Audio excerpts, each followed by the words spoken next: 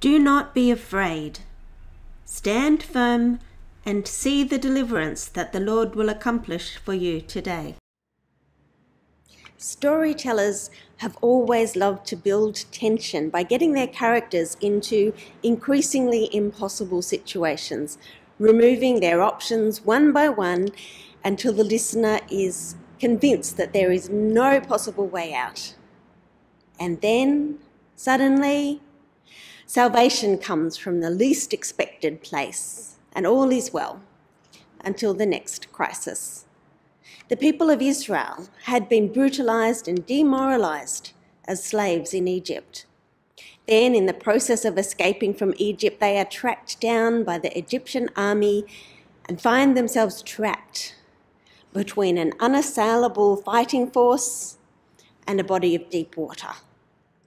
Now, Australians are a bit of an anomaly historically in that almost all of us can swim and love being in or near the water. We consider swimming a basic life skill. We make sure our kids learn to read and write, use the toilet, and swim 50 metres. But that is not the case for most people in history or throughout the world. It's much more common for people to be afraid of deep water. In the ancient world, water symbolised chaos, and the monsters that lurk in the deep symbolised all that was opposed to order and human flourishing. So the Israelites found themselves trapped between the most frightening fighting force that humans could produce and the most frightening element of the natural world. We often hear about thin spaces in spiritual discussions, spaces where the veil between earth and heaven seems to be particularly thin, as though we could almost reach out and touch God. That sounds lovely, but in my experience, thin spaces are often places that we would never choose to enter, places where everything that has helped us feel safe in the past is removed, and we are squashed between unthinkable options. The children of Israel were in a thin space, and they found God there. God made a way for them out of an impossible situation. It seems to me that we find ourselves in just such a thin space today, not just as one community, but as the human race collectively.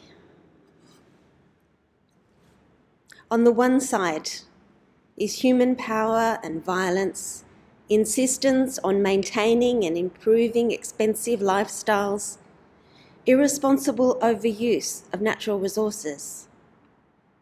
And on the other side, the natural world, like a wounded animal, is becoming more and more chaotic, more and more frighteningly extreme, so that our children and grandchildren wonder if they will have a future at all, let alone a happy one. We stand in a thin space. Will we find God here? This is a real and troubling question for Christians who are committed to making a difference in this space. Far too often, people who are passionate about healing our environment feel dismissed in their churches by people who think they should just be quiet and trust God more. Then those same people outside of church hear from their non-church-going environmentalist friends that the church is largely to blame for environmental destruction and therefore cannot be part of the solution. So they find themselves in a thin space, not fitting in anywhere. How are we, as followers of Jesus, to stand in that space? This is too big a question for us to answer in the next few minutes, but I do encourage you to keep it at the back of your mind, to meditate on it, to pray. Last week we made a start on answering this question. We saw that a Christian approach to environmental concern will acknowledge conflict and will ensure that nobody is excluded or left behind because they hold a contrary opinion. That message is reinforced by today's reading from Romans, which I won't talk about, but I do encourage you to read carefully. This week, we notice that the Israelites at the Red Sea are called to faith and action. They needed to believe that God could rescue them, and they needed to put one foot in front of another on the path that God laid out for them. Faith and action. That must be another distinctive element of a Christian response to our environmental crisis. And we can add another insight from today's gospel. As we read the parable in the NRSV, as we do here, the amounts of those debts probably didn't mean much to you because of the ancient currencies that they were in. But if we did try and do a rough translation, a rough currency exchange, and we can only do a rough one, but we find that the first slave owed about $4 billion in our terms. Now, I very much doubt that anyone I know has ever had in their hands that amount of money, let alone been in a position to get into debt for that amount.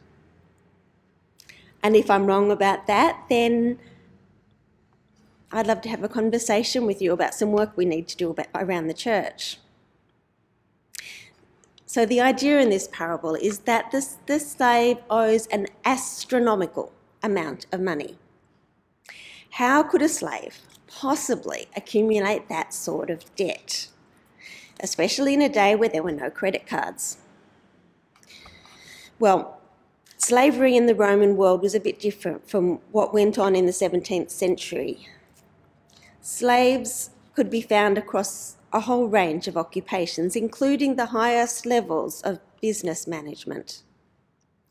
A slave in that world might build up that sort of obligation if the king had entrusted him with a very, very significant business venture or a military campaign that had gone horribly wrong. Exactly how the money was lost is not important to the story. The important thing is that the king had placed a huge amount of trust in this slave, had invested in him enormously, and that investment had gone wrong. The king had lost his money.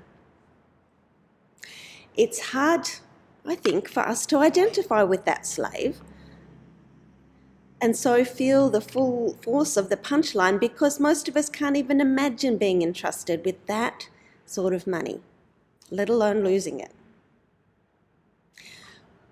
But what if we stop being so individualistic? What if we identify the whole human race with the slave in that story? According to Genesis 1 and 2, we have collectively been entrusted with the greatest of all responsibilities, to be caretakers and co-creators as God's image in the world, to form a community that shows the rest of the created order what God looks like, and to care for God's beautiful, good creation in God's name. God invested hugely in us. God literally gave us the world. And what have we done with that investment? I'm not going to say we've done nothing good. Of course, we've done some good things, but we have also devised more and more effective ways of destroying each other and our environment. We have exploited our world's resources to the point where our planet is badly damaged, and many, many creatures in our care have become extinct before their time. And now we find ourselves unable to make good on those losses. Our business is in a downward spiral that we cannot reverse. We are in a thin space, like the slave in the parable, like the people of Israel at the Red Sea.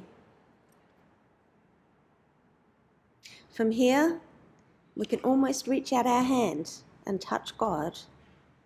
In fact, if we lived 1900 years ago, we could have done just that. In Jesus, God entered the human predicament and began the work of restoration. Jesus' resurrection initiated a new creation, which, when brought to fruition, will not only repair the damage we've done, but will bring all creation to its fulfillment. Our collective human failure has been redeemed and is being redeemed by our fellow human being, Jesus Christ, who calls us to work with him. But that sort of forgiveness, that sort of grace, leads to a fork in the road.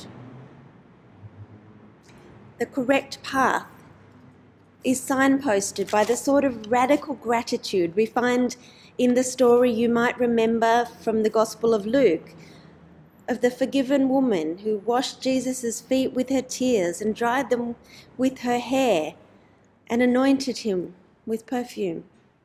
Completely inappropriate, over the top, joyful devotion. If we take that path,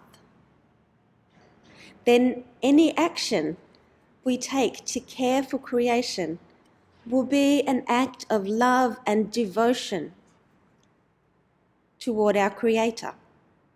Every plastic bag we refuse, every light switch we turn off, and every time we walk or ride instead of driving will be an expression of love and gratitude to God. But the forgiven slave in this story shows that there is a less joyful path we could take. Being forgiven a huge debt can be uncomfortable because we don't like admitting our own bankruptcy. It can be humiliating. Now, humiliation can teach us humility if we let it. But if we are not humbled by it, then we may try to prove our worth by putting others down. We may get angry. We may get violent, as the forgiven slave did in the story when he encountered someone who owed him a much, much, much smaller amount of money. This parable warns us not to take that path, but to be honest about what we have done. Honest about the plastics in our oceans. Honest about the melting polar ice caps. Honest about the extinctions that we have overseen in Australia. Let's not approach the throne of God and pretend we can pay it back if we are just given a little bit more time. We can't. All we can do is ask for mercy, receive forgiveness, and then go from there with humility and take joy in being God's co-workers in caring for God's wounded creation. So this week, may God provide a way for you and empower you with humility to act in faith and joy for the healing of creation. Amen.